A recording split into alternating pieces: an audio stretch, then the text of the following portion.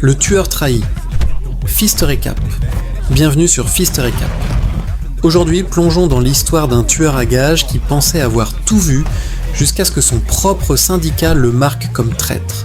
Quand tout le monde veut votre peau, même vos anciens alliés, il ne reste qu'une seule option, survivre à tout prix. Attachez vos ceintures, ça va décoiffer. Le tueur anonyme.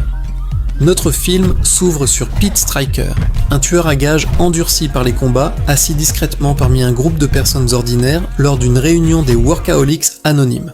Son comportement est marqué par une retenue tranquille, enveloppée de secrets et étrangement teintée de vulnérabilité. Dans ce cadre, il abandonne le masque de l'assassin redouté, révélant plutôt un homme aspirant à l'équilibre et au répit d'une vie consumée par des missions incessantes. La réunion reflète sa lutte pour faire face à l'épuisement qui accompagne une profession violente. « Tu n'es pas le premier, ni le dernier connard auquel je dois faire face », murmure-t-il presque pour lui-même. « Je n'ai vu personne par respect. »« Tu exploites ma nature codépendante ? Attends, tu es dans le programme ? Peut-être. C'est incroyable. Non, je me détache avec amour. Tu m'aimes encore. Tu viens de défoncer ma putain de porte. » Alors que Pete quitte la session, il se retrouve pris en embuscade dans un ascenseur par un groupe d'assaillants armés, déclenchant une confrontation féroce et chaotique. Le traître désigné. Pendant ce temps massétant, Matteo, le chef impitoyable du syndicat d'assassins, reçoit des nouvelles alarmantes. Un dispositif d'écoute a été découvert dans son bureau et Pete était la dernière personne vue là-bas. L'implication est indéniable. Pete est maintenant marqué comme traître. L'expression de Matteo se durcit alors qu'il déploie silencieusement son réseau de tueurs pour traquer son ancien protégé. Alors que Pete navigue dans les rues de la ville, il se connecte brièvement aux vies de citoyens ordinaires aux prises avec leurs propres difficultés. Ce contraste, saisissant entre son monde violent et leur existence banale, pèse lourdement sur lui jusqu'à ce qu'un enlèvement inattendu le sorte de ses pensées. Frère devenu ennemi, il se réveille dans l'emprise de Christos, un homme qu'il considérait autrefois comme un frère. Au début, leur retrouvaille porte la chaleur d'une histoire partagée, mais cette façade se brise lorsque Pete fait face à des instruments de torture et des accusations de trahison. « Hey Reaper, mon gars, tu sais, je n'aime pas avoir froid. Oh merde, espèce de bébé. Oh putain, non. Hey, je suis désolé, écoute, je suis désolé. C'est trop tard maintenant. Non, allez Reed, je suis sérieux, je te demande. Tu donnes des informations. Qu'est-ce qui se passe ici, bordel ? » Dans un éclair d'agression instinctive, Pete riposte, se lançant dans un tourbillon de frappes contre les hommes de Christos. Sérieusement les gars, je ne sais pas ce qui ne va pas chez vous en ce moment, mais clairement vous avez des infos foireuses. 3, 2, 1, go. Allez, c'est un seul gars. Il ne va nulle part. La rencontre brutale se termine lorsque Christos succombe à la perte de sang et s'effondre, inconscient. Malgré le tumulte en lui, Pete choisit d'épargner son ancien allié, appelant une assistance médicale avant de disparaître dans la nuit. L'amour perdu. Cherchant du réconfort, Pete se retrouve dans un bar familier appartenant à Maura, son ancienne amante et fille de Matteo. Leurs retrouvailles sont chargées de tension. Maura se souvient de l'homme devenu si absorbé par son travail qu'il l'a négligé jusqu'à ce que leur amour s'évanouisse. Son attitude glaciale se durcit encore lorsqu'elle apprend que son père a étiqueté Pete comme traître. Il s'inquiète que tu sois en danger.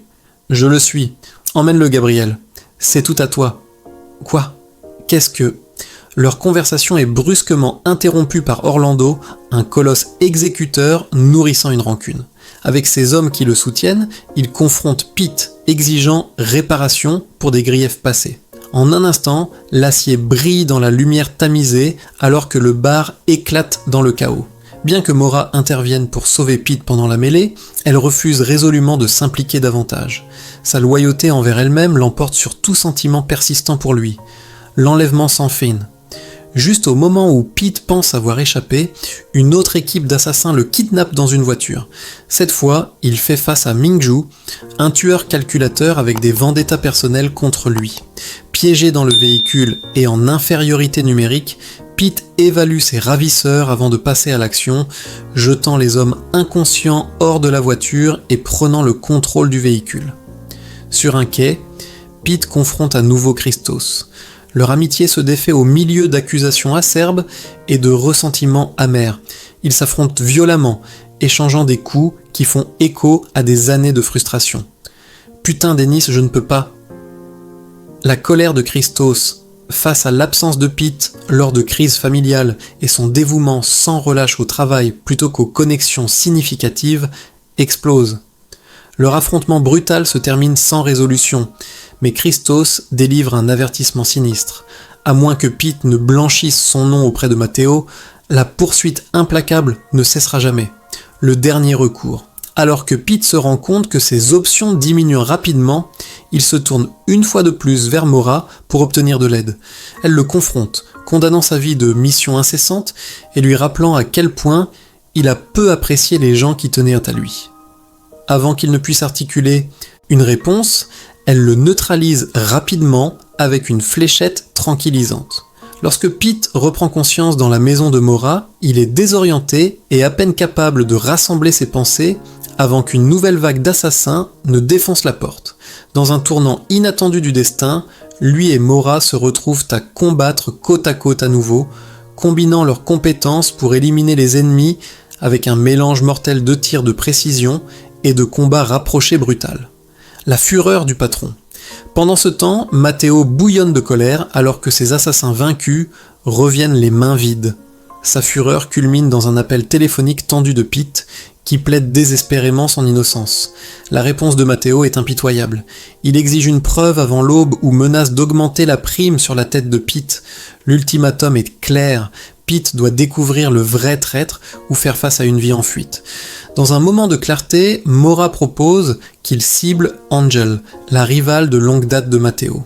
L'éliminer démontrerait non seulement la loyauté de Pete, mais éliminerait également une menace importante.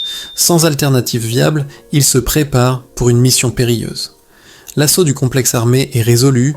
Pete infiltre le complexe fortement fortifié d'Angel sous la couverture de sniper vigilante de Maura. Il se déplace avec une précision chirurgicale, neutralisant les gardes silencieusement pour éviter de déclencher les alarmes. À l'intérieur, il déchaîne le chaos, brisant des nuques, déployant des grenades avec une efficacité impitoyable et combattant à travers des vagues d'adversaires dans des couloirs étroits. Pendant ce temps, Maura se retrouve capturée et amenée devant Angel. Leur confrontation révèle une animosité profondément enracinée dans la mort tragique du frère de Maura, une vieille blessure qui alimente son désir de vengeance.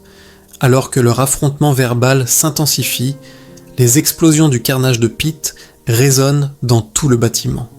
Le duel des titans. À ce moment, Pete rencontre le formidable bras droit d'Angel. Simultanément, Maura s'engage dans un duel féroce avec Angel elle-même. Qu'est-ce qui se passe ? Non ! Malgré sa ténacité, Angel riposte avec une force impitoyable, étouffant presque Maura avec un livre lourd. Dans un moment de désespoir, Pete s'écrase dans la pièce, juste au moment où Maura vacille au bord de la défaite. Maura exerce sa vengeance finale en forçant Angel à avaler le poison, même qui avait coûté la vie à son frère. Alors qu'Angel se tord et écume de la bouche, son empire s'effondre avec elle. La vérité révélée.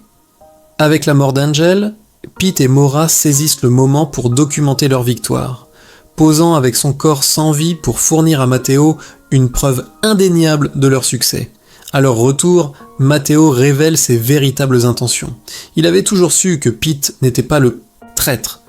Cette épreuve déchirante n'était qu'un test, un moyen de forcer Pete à confronter ses loyautés et de paver son chemin en tant que futur héritier de Matteo. Pete réalise alors l'horrible vérité. Il vient de passer le test le plus brutal de sa vie. Tous ces assassins, toute cette violence, toute cette trahison n'étaient qu'un jeu élaboré, orchestré par l'homme qu'il appelait patron. La question demeure, peut-on vraiment faire confiance à quelqu'un qui vous met à l'épreuve en vous jetant au loup ? Et voilà comment un tueur à gages épuisé est devenu l'héritier d'un empire criminel, non pas par loyauté, mais en survivant à un test sadique qui a coûté des dizaines de vies. Parfois, le prix du pouvoir est écrit dans le sang de ceux qui vous ont fait confiance. C'était Fist Recap. Si vous êtes nouveau ici, n'oubliez pas de vous abonner pour plus de récapitulatifs explosifs. Appuyez sur la cloche pour ne rien manquer de nos prochaines vidéos bourrées d'action. À la prochaine, et que la survie soit avec vous.